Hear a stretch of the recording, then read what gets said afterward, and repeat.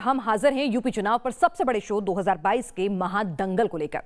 Special show में आज बात करेंगे दहशतगर्दों पर रहम और पुलिस पर सितम की। लखनऊ में टेरर एक्शन पर पुलिस की भूमिका पर सवाल उठाकर विवादों में फंस चुके हैं अखिलेश यादव और अब वो पन्ने, वो दस्तावेज एक एक कर खुलकर सामने आ रहे हैं, जिसका जवाब यूपी की 23 करोड़ जनता मांग रही है कि आतंकियों पर मुलायम क्यों है अखिलेश।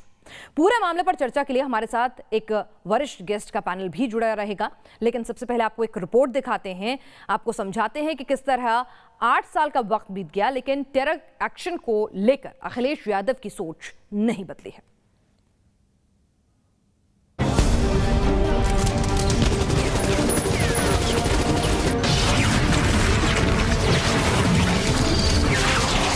मैं उत्तर प्रदेश की पुलिस पर और खासकर बीजेपी की सरकार भरोसा नहीं कर सकता।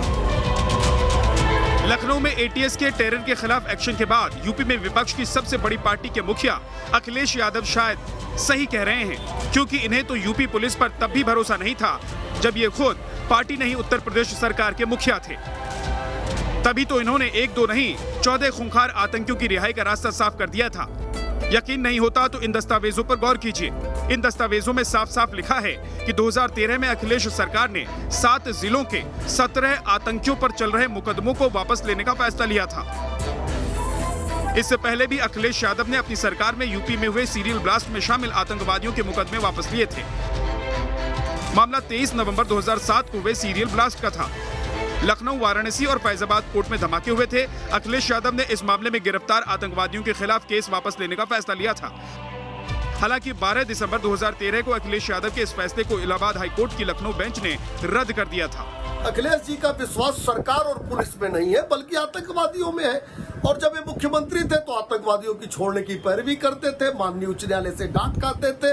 माननीय उच्च न्यायालय ने तो इनके ऊपर गंभीर टिप्पणी की थी कि इनका बस चलेगा, यानी अखिलेश जी का बस चलेगा तो ये आतंकवादियों को परमवीर चक्र दे देंगे। उत्तर प्रदेश की जनता देख रही है और 2022 में आपको माकूल जवाब देगी।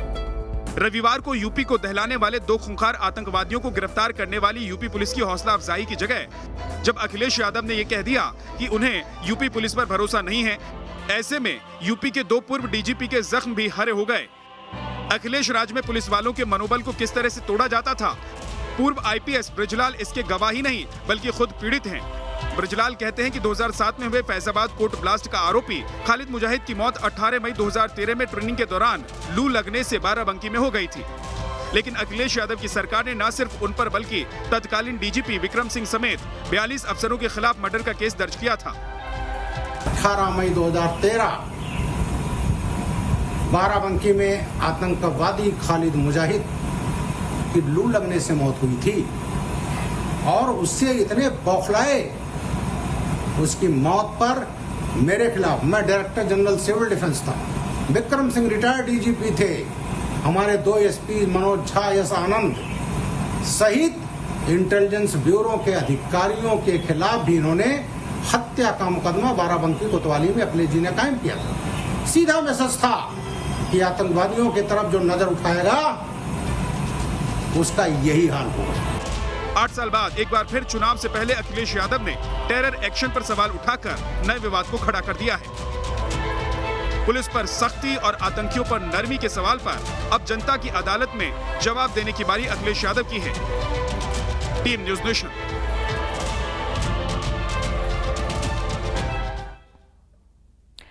तो अखिलेश क्यों बार बार मुलायम हो जाते हैं आतंकियों पर, और 8 साल बाद भी सत्ता में इतने उतार चढ़ाव देखने के बाद भी अखिलेश की सोच नहीं बदली है।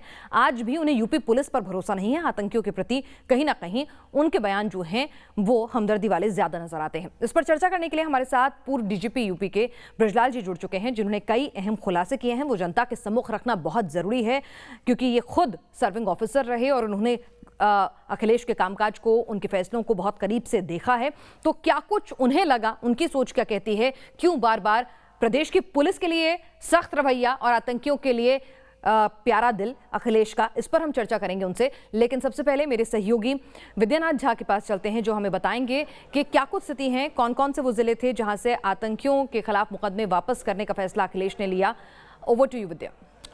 बिल्कुल पिनाज, ऐसा लग रहा है कि अखिलेश यादव ने सवाल उठाकर अपने पैर पर ही कुल्हाड़ी मार ली है, क्योंकि अब वो बातें सामने आ गई हैं और वो मुद्दे भी उठने लगे हैं जिसको लेकर अखिलेश यादव घिरने लगे हैं। आतंकियों पर मुलायम रहे अखिलेश यादव और कैसे कैसे कब कब मुकदमे वापस लिए गए अखिलेश यादव की सरकार के वक्त में, वो हम अपने दर्शकों को बता देते हैं। देखिए, लखनऊ से 6 मुकदमे अखिलेश सरकार में वापस आतंकियों से ले लिए गए, कानपुर में 3 मुकदमे वापस लिए गए, आतंकी होने का आरोप लगा था इन लोगों पर, और वाराणसी में 1 मुकदमा वापस लिया गया आतंकी के ऊपर से। गोरखपुर में भी 1 मुकदमा वापस हो गया और ये तमाम जो मुकदमे वापस हुए वो अखिलेश यादव की सरकार में हुए। बिजनौर में 1 मुकदमा वापस हुआ।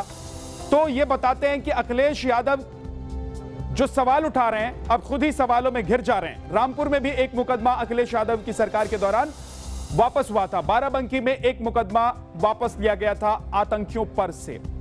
जाहिर सी बात है कि अगर अखिलेश यादव अब सवाल उठाते हैं आतंकियों को लेकर, टेरर को लेकर, पुलिस को लेकर या फिर एक्शन को लेकर, तो अखिलेश यादव खुद ही गिर जाएंगे पिनास जी। चलिए, यही सवाल लेकर हम पूर्व डीजीपी हमारे साथ इस वक्त उत्तर प्रदेश के बृजलाल जी जुड़े हैं, जो कई अहम खुलासे कर रहे हैं और अब इन खुलासों पर जनता जो है अखिलेश सरकार से सवाल मांगेगी। बृजलाल जी, बेहद आहत करने वाली बात होती है कि जो पुलिस आपके घर के बाहर आपको सुरक्षा देती है, आपके पार्टी मुख्यालय में सुरक्षा देती है, अभी चुनाव आएंगे तो तमाम आपकी रैलियों में भी पुलिस सुरक्षा के लिए आप अपील करेंगे, जो इंश्योर करती है आप सुरक्षित रहें। आप सूबे के मुख्यमंत्री रह चुके हैं, आप छत्रप हैं, वहां के विपक्ष के सबसे बड़े नेता हैं और आप अपने प्रदेश की पुलिस, जिसके साथ क्लोजली आपने सत्ता चलाई है, शासन किया है, आप उस पुलिस के पर कहते हैं भरोसा नहीं है। भरोसा तो अखिलेश की नीयत पर नहीं हो रहा है, जो खुलासे आपने किए हैं उसके बाद। जी बिल्कुल, आपने सही कहा। ये बड़ा कष्टदायक बात है जो खुद प्रदेश का मुख्यमंत्री रहा 5 बरस तक, प्रदेश का गृह मंत्री भी रहा, क्योंकि उस समय गृह विभाग का कार्य अखिलेश यादव के पास ही था। लगभग 3 लाख की फोर्स जिसको इन्होंने एज ए मुख्यमंत्री काम देखा है, निर्देश दिया है, और उसी फोर्स को ये कह रहे हैं कि मुझे भरोसा नहीं है। ये तो 3 लाख के जो हमारे IPS, PPS, हमारा नॉन गस्टेड या हमारे पुलिस फोर्स है, इन सब का अपमान अखिलेश यादव ने किया है।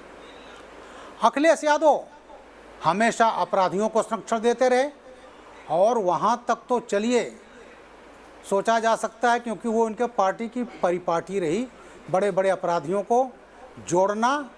और उस समय अपराधियों ने, चाहे इनका पिता का कार्यकाल रहा हो, उसमें बड़े बड़े अपराध हुए। इनके लोग जो समाजवादी पार्टी के थे, इन्होंने हत्याएं की, राजू पाल की, अतीक अहमद वगैरह ने। लेकिन अखिलेश यादव तो पढ़े लिखे थे और जब 12 में पावर में आए तो लोगों को बड़ी उम्मीद थी कि एक पढ़ा लिखा लड़का है, विदेश में पढ़ा लिखा लड़का है और वो देश के हित में, राज्य के हित में काम करेगा। और इन्होंने खुलकर आतंकवादियों के पक्ष में खड़े हो गए।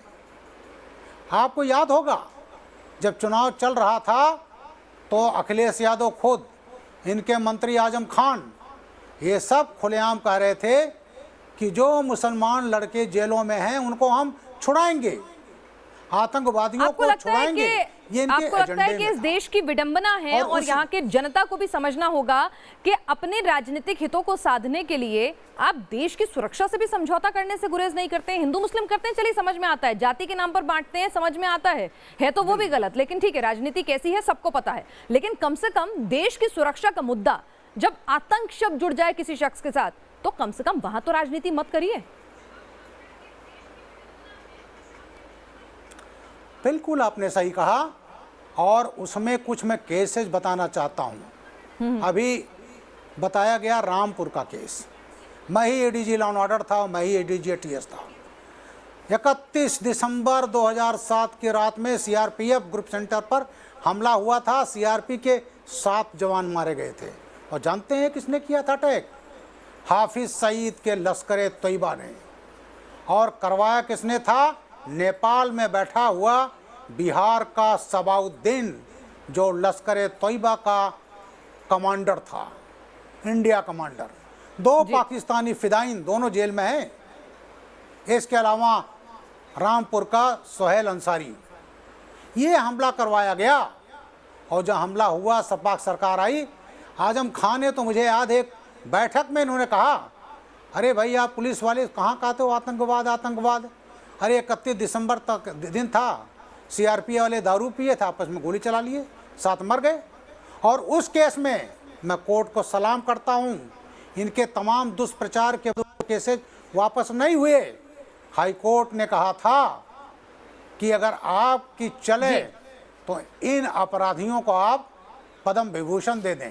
आपको लगता है और बृजलाल जी, रामपुर जब केस आजम में खान तो चलिए आज खुद जेल की सोहेल सलाखों के अंसारी, पीछे हैं, लेकिन सबाउद्दीन, अगर सूबे का जो मुख्यमंत्री रह गया है, और जिसने दोनों जो सूबे का मुख्यमंत्री पद पर रह चुके हैं, जिन्होंने प्रदेश की पुलिस के साथ इतना क्लोजली काम किया है, तो जब वो शख्स अगर आतंकियों के प्रति मुलायम रवैया रखेगा, चलिए कोर्ट है, गनीमत है कि उनकी फटकार के बाद समझ में आती है इनको बात, लेकिन फिर प्रदेश की सुरक्षा का जिम्मा इनको सत्ता की कुर्सी पर बैठाकर कैसे हम देश की सुरक्षा से समझौता कर सकते हैं? क्या ये मुद्दे चुनाव के मुद्दे बनने चाहिए आपको लगता है, और कहीं ना कहीं जनता को इनसे जवाब लेना चाहिए? हाँ बिल्कुल।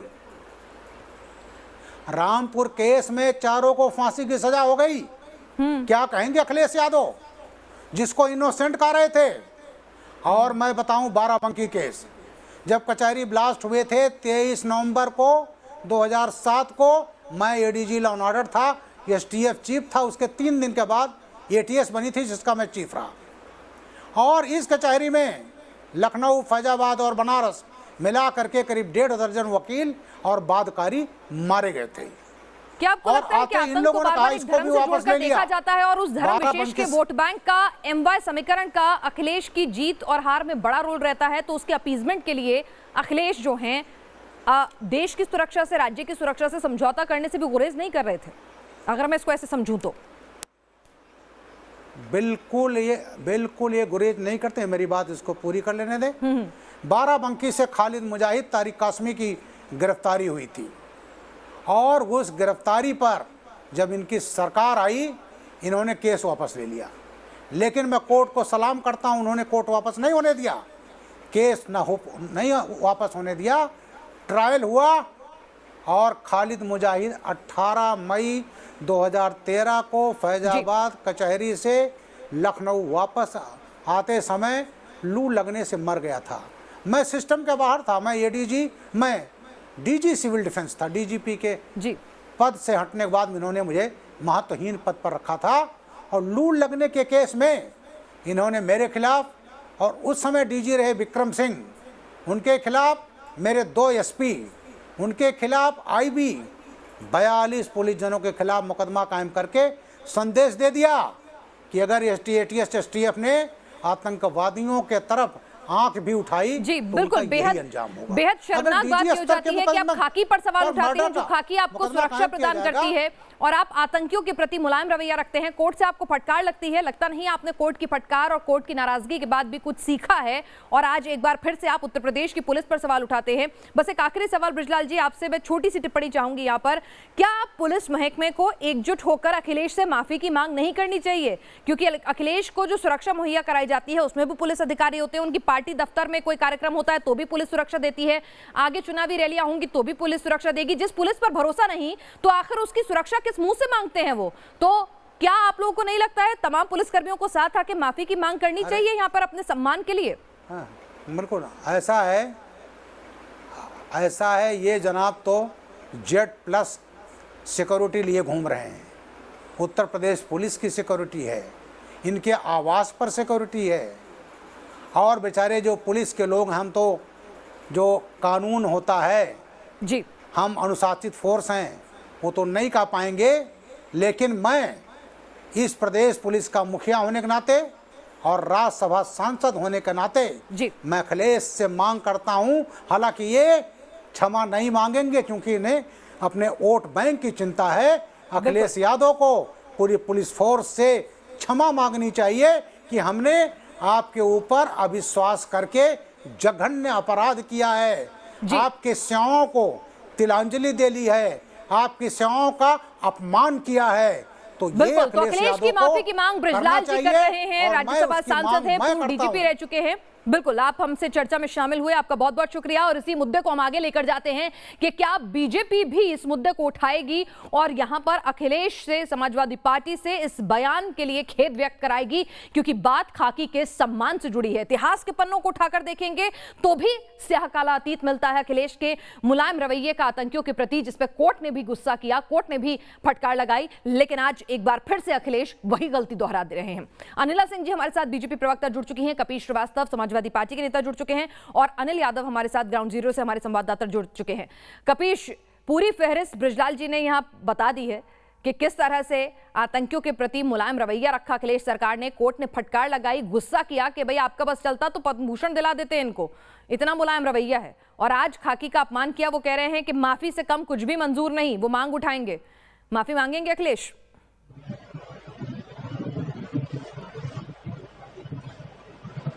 देखिए, सबसे बड़ी चीज तो मुझे आश्चर्य भी हुआ और इस समय दुख भी हो रहा है कि बृजलाल साहब जब लाइव थे तो उनकी बातों का जवाब देने के लिए मैं यहाँ बैठा हुआ हूँ, मैं सुन रहा था उनकी बातें। उनको आपने छोड़ क्यों दिया?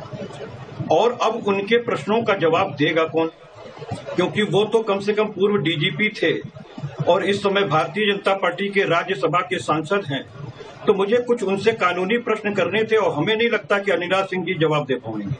अगर अनिला सिंह जी कानूनी जवाब दे सकती हूँ तो उनसे जरा पूछ लीजिए, तो फिर हम उनसे उसी एक्शन में सवाल पूछेंगे। आप मुझे जो मैंने सवाल पूछा उसका जवाब दे पाएंगे क्या फिलहाल? उसके बाद नहीं तो फिर से आप डीजीपी साहब को जोड़े।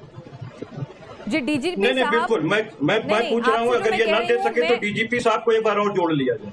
नहीं, उनसे मेरी पहले बातचीत हो रही थी। वो मैं आपसे जो कह रही हूँ कि आपसे जो मैंने सवाल पूछा है कि उन्होंने माफी की मांग रखी है, आप बता दीजिए नहीं मांगेंगे और क्यों नहीं मांगेंगे। अगर और मांगेंगे तो बहुत अच्छी बात है।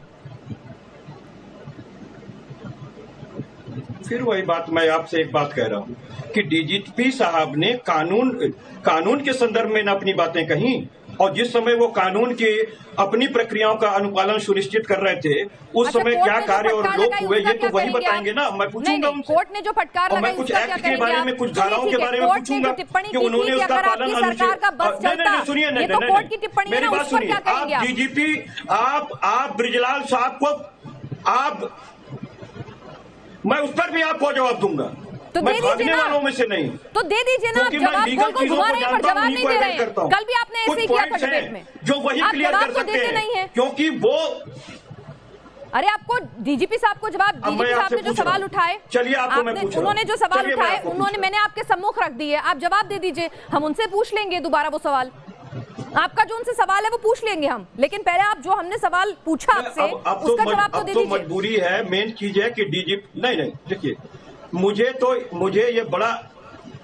बड़ा अफसोस हो रहा है कि जब डीजीपी साहब लाइव थे और मैं उनकी बातों को सुन रहा था, तो आप एक बार और कनेक्ट कर दें। मैं क्योंकि उनको जवाब देना चाहता हूं, कुछ तकनीकी कनेक्ट नहीं हो पा रहे हैं, हम उनके साथ दोबारा जुड़ेंगे, लेकिन शायद आपके पास सवाल का जवाब नहीं है कि अखिलेश आतंकियों के प्रति मुलायम क्यों है। आपके पास इस सवाल का जवाब नहीं है कि आखिर अखिलेश यादव जो है वो क्यों उस पुलिस पर जिसकी सुरक्षा की मांग वो करते हैं अपने घर के बाहर, अपनी तमाम रैलियों में, तमाम दौरों में, अपनी पार्टी के दफ्तर के लिए, आखिर उस पुलिस का अपमान क्यों करते हैं, उसका जवाब आपके पास नहीं है।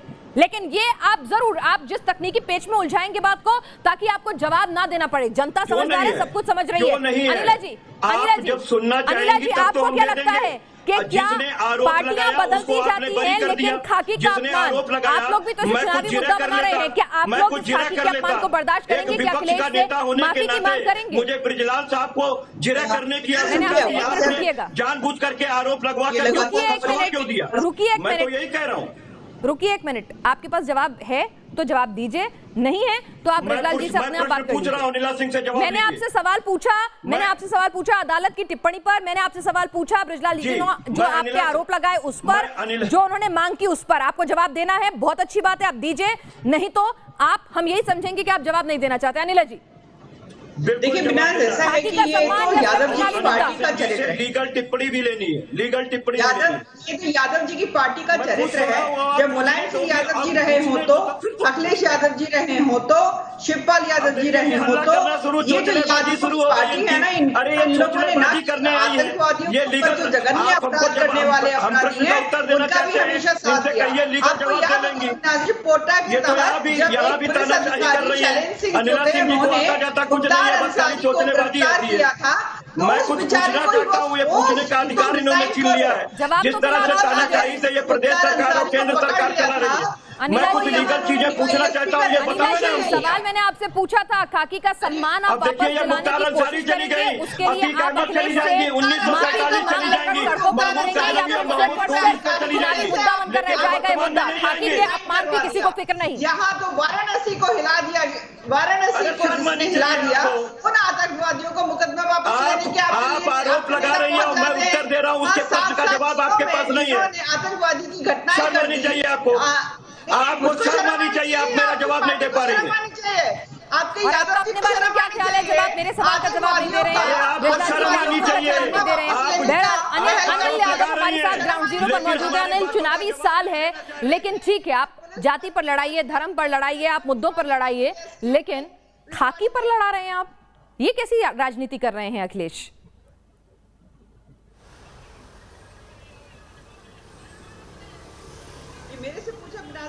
अनिल है हमारे संवाददाता ग्राउंड जीरो पर, जरा उनसे मानेंगे कि क्या समाजवादी पार्टी का जो कार्यकर्ता है ग्राउंड जीरो पर, जो उनके तमाम नेता हैं, क्या अखिलेश के इस बयान से वो इत्तेफाक रखते हैं? अनिल, क्या उनको लगता है कि सही बयान दिया है? क्या कहीं ना कहीं सूबे के पूर्व मुख्यमंत्री और एक जिम्मेदार पद पर आसीन होते हुए एक जिम्मेदार नेता होने के नाते खाकी पर सवाल उठाकर कहीं ना कहीं एक चुनावी ब्लंडर कर बैठे हैं अखिलेश?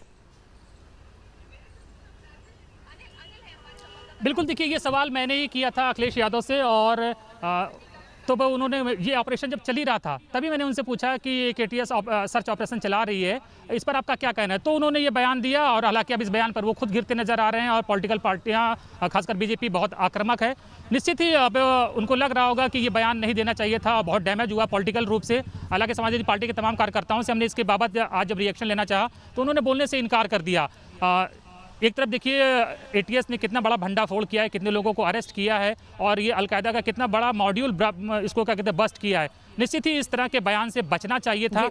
ये बयान उसी तरह से जैसे उन्होंने पिछली बार वैक्सीन को लेकर दिया था और फिर उनको बैकफुट पे आना पड़ा था, और ये बयान निश्चित ही उन्हें लग रहा होगा कि एक पॉलिटिकल ब्लंडर जरूर उनसे हुआ है। कपीश जी, जवाब देंगे अब आप? अब तो मेरे रिपोर्टर ने सवाल उठा लिया, वैक्सीन को लेकर पहले भ्रम फैलाया और अब की बार खाकी पर अपमान किया। अखिलेश बार बार कुछ गलत बोल जाते हैं, डिरेल हो जाती है उनकी जुबान।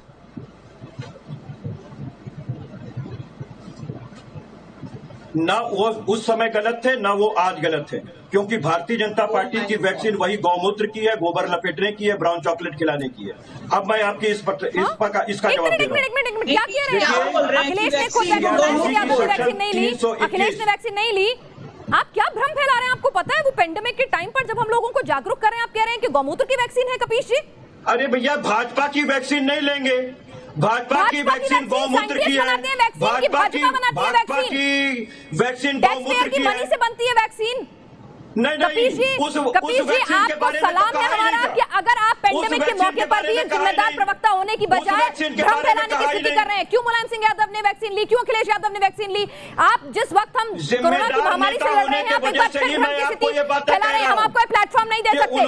माफी चाहूंगी, आपकी आवाज हटाइए।